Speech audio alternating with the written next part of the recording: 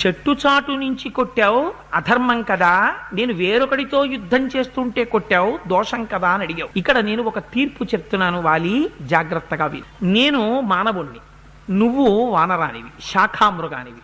నువ్వు జంతువువి, నేను మనిషిని. క్షత్రియుడు మాంసం తినేటటువంటి వాడు, ధర్మాన్ని నిలబెట్టవలసిన వాడు ఒక మృగాన్ని కొట్టవలసి వస్తే తాను చాటున ఉండి కొట్టచ్చు, వల వేసి కొట్టచ్చు, పాశం వేసి పట్టుకుని కొట్టచ్చు, అది అప్రమత్తంగా ఉన్నప్పుడు కొట్టచ్చు, అది పడుకునున్నప్పుడు కొట్టచ్చు, అది తిని నిలబడినప్పుడు కొట్టచ్చు, పారిపోతున్నప్పుడు కొట్టచ్చు, ఎప్పుడైనా కొట్టచ్చు. ఒక్కసారి మాత్రం కొట్టకూడదు. ఎప్పుడు? అది మృగమైనా తన భార్యతో సంగమిస్తున్నప్పుడు, వేరొక స్త్రీ మృగంతో సంగమిస్తున్నప్పుడు మాత్రం బాణప్రయోగం చెయ్యకూడదు.